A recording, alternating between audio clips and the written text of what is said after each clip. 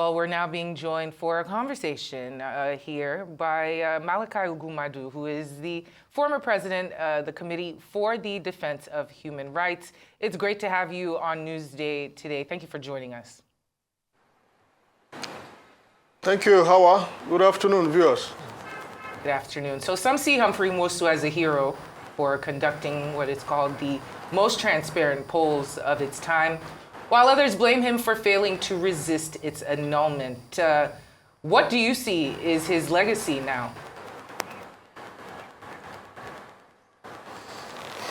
Well, I think it is not far-flung why the controversy is out there. What is a bit unsettling for some of us who had quite a lot to do with the June 12 presidential election, notwithstanding our very relatively young age, has everything to do with the present protagonists of these two fronts. You know, as an institution, this Senate, as an institution, I say, not the current Senate, was populated, in fact, dominated by the same military hegemony that rode roughshod on the collective will of Nigerians. So much so that, as I repeatedly say,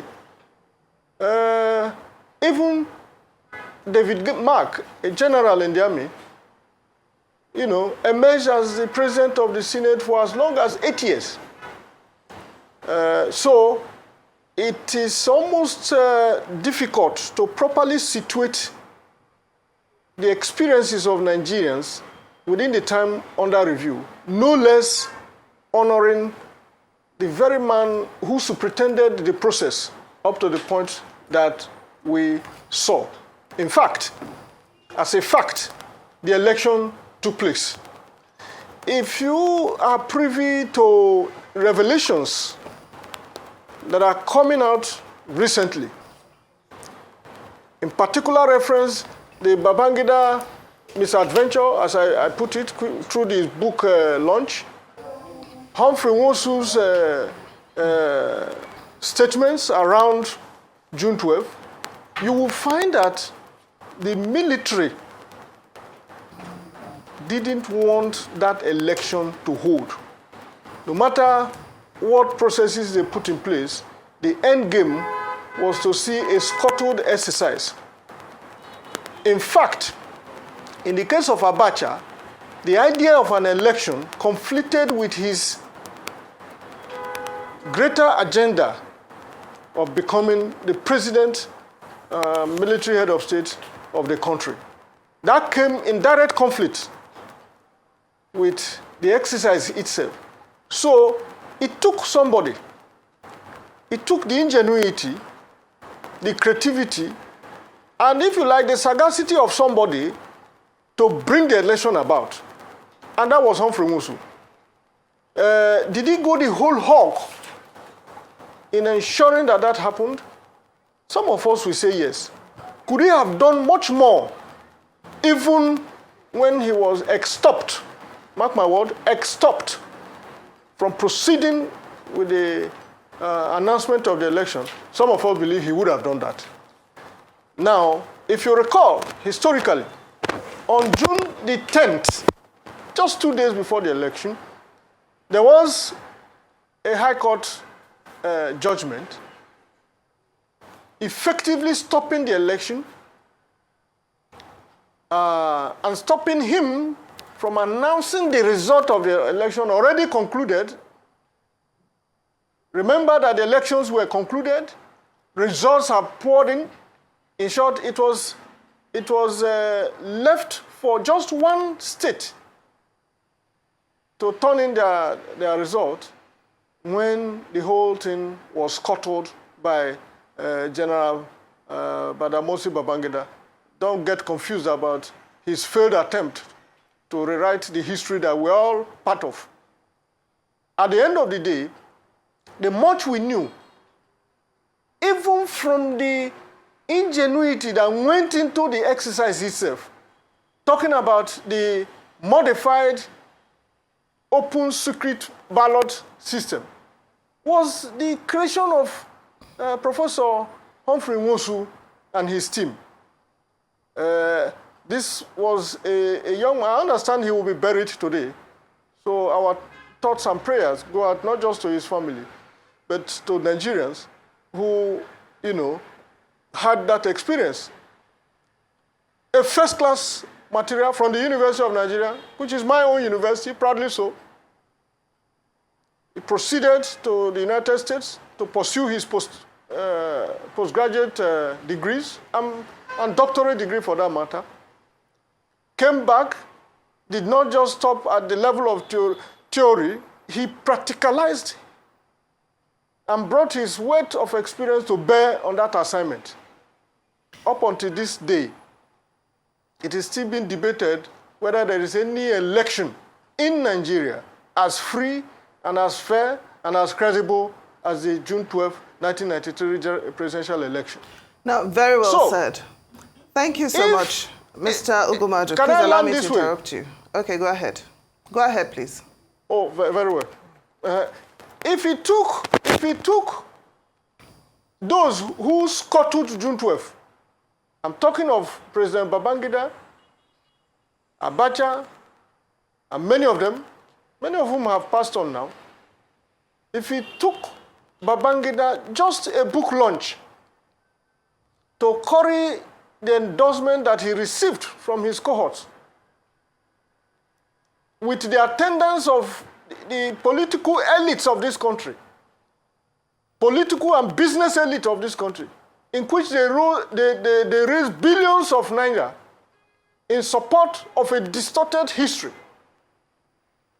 then those who literally stuck their head out, placed their lives on the line to ensure that the collective wills of the Nigerian people crystallize, should be honored. In short, it ought to have happened when he was alive, not even a posthumous honor. That way, we are mobilizing the opinion of the Nigerian people, pointing in the direction of where the youths of this country will aspire to. A life of courage, a life of discipline, a life of character, a life of responsibility, a life imbued in the noble principles of patriotism, of putting the country first before self. And I thought that this was a golden opportunity, which the Senate has unfortunately failed to grab. Very well said. The Senate definitely did not see it as a golden opportunity. And I'm wondering, what implication does the Senate's rejection of the motion have for Nwosu's legacy and the broader narrative of Nigeria's democratic history? Well, the first implication is that the children of Nigeria, the youth of this country, the people of this country are unfortunately denied the opportunity to see the principles that Humphrey Nwosu and the democratic process of that time represented. The second implication is that it will take another round of generations to come to have such opportunity where a people will understand that what matters most is not where you stood in terms of convenience, but when you stand at all time, particularly when the issue of the collective will of the Nigerian people was concerned. I make the final point that the Senate will have to reflect a lot more. You may not like the messenger, but the message was not just important, it was pivotal to the survival of this country. And come to think of it, there isn't anything left in jumping on the fray and rising to the occasion and seizing this opportunity to correct all the anomalies that has happened. President, military head of state Babangida had come out, documented the fact that indeed Chief MKO Abiola won the election. Who midwifed that election? It only happened with the historical knowledge and prowess of Professor Humphrey Nwosu. And there are just few people who have been able to demonstrate the love of a country much more than late Professor Nwosu. I still hold the view that the Senate ought to take advantage of that situation to land this matter one way or the other. Well, Malachy, Ugwummadu, it's always great to have you here. Thank you so much for your input on this subject.